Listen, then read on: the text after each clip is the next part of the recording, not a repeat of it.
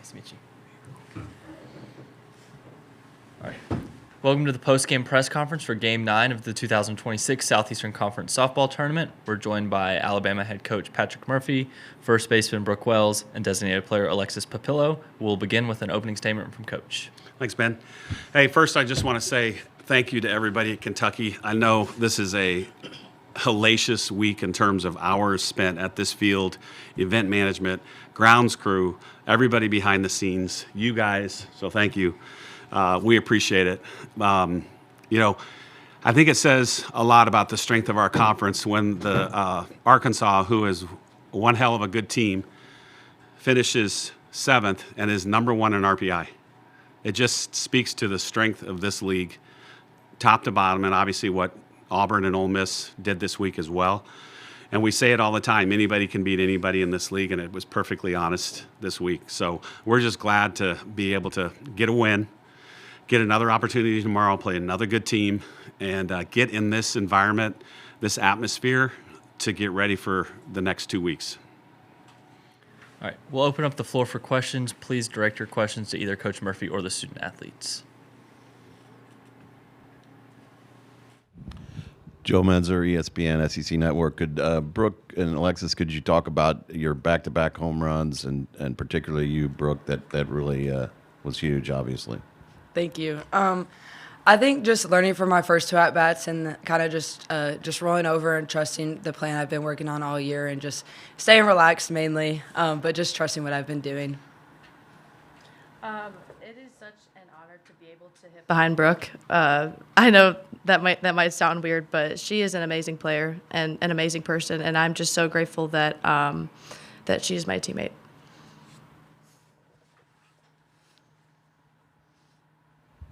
Coach, when you speak of top 8s out of this conference, what would be your expectation in those super regional hosts? Is it 4, 5, 6? What are you thinking?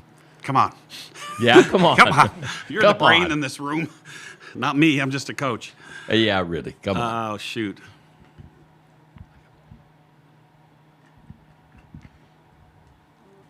Maybe 5.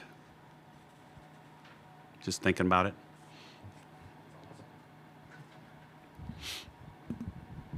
Brooke, with all these home runs you're hitting, are people starting to get you mixed up with Kendall Wells these days? We have a joke on our team. They're like, oh, that's your cousin. So, no, we're not related at all, but it is cool just to see, like, somebody else just going at it. And then there's Hannah Wells, too. Yeah. None of you are related, right? No, sir. It's kind of Last name this year. crazy, isn't it? Yeah, it really is crazy, but it's awesome just to see everybody going out and balling out. Hey, with Mother's Day coming up, could each of you talk a little bit about what your moms mean to you real quickly? I know it's not game related, but could you do that, please? Yeah. For ESPN. So my mom is so incredibly special to me. She is the one that gives me my competitive fire. That 100% comes from her.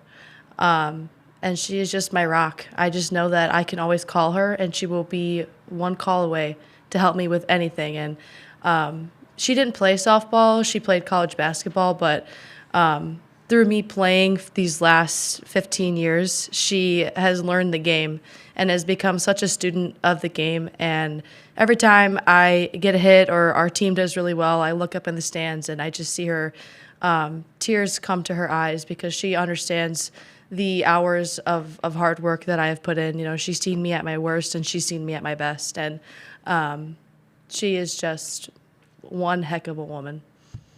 Yeah, I would ditto to that. I mean, my mom's name is Jamie Wells, and she's just my best friend. No matter what, she's the strongest woman I know. And she did play softball. She played at University of South Florida. And so just growing up, like, I was so lucky to have somebody that's, like, been here, done that, and, like, be able to, like, have that role model to follow, like, in the footsteps. But my mom has been my world my whole life, and I'm just so grateful for her as my mom. And my mom is Jean Murphy, and she's 96 years old. She lives in Cedar Falls, Iowa. And every time we're on the SEC Network or ESPN, she sits in her chair, and she's got her rosary beads in her right hand and her remote in the other. Every game. So when you guys put us on TV, we have the biggest fan of college softball sitting in her house in Cedar Falls, Iowa. So thank you. Thank you. Can't I let. think that's my favorite question ever. Yeah, that's a good one. That's a really good one. Lex, I've had the favor of seeing you on the other side of the field, and so from a standpoint of what has happened to you in the last 15 months that we've seen this change in maturity from an MMA fighter to a teammate? So I don't know if many people don't know this, but I've lost close to 40 pounds since last season. We had some tough conversations in my exit meeting, and first of all, I'm just so grateful that I have good enough relationships with my coaches that they feel comfortable enough to say that to me. And I'm so appreciative that they did say that to me, because then I was able to go back home and be able to lose the weight and become a better athlete so that I could contribute to our team. And that was my goal, was being able to contribute to the team. And I just didn't feel like I did in the way that I wanted to last year. And because of I was on the other side of it, and now it's a little bit different, the coaching staff have just done an amazing job with encouraging me to, number one, be a really good teammate, but also to play as hard as I can with any opportunity that comes our way. I would also like to say that Lex, I know this is our first year together, but like she's the hardest worker that I've ever met. And like you could just see it throughout our team. Like it makes everybody else want to work harder. It makes when we bat together, like we want it for each other. And we like have this relationship, and I'm so like grateful for it. But Lex is really the hardest worker on our team, and it shows throughout our whole team. Second row. Coach Jeff Brown, D1 softball. You look at your schedule knowing potentially Arkansas, now you've got Florida, and then whatever awaits in the championship. What did you want to get out of your team today? And you just praised Arkansas, and yet midway through this game, you just kind of dismantled them and pulled away, and Coach Deifel wasn't happy with their effort, thought you guys were certainly much more aggressive. What do you want to see out of this team? And that there today was a World Series championship game-type performance, was it not? I don't know about that. Yeah, darn it.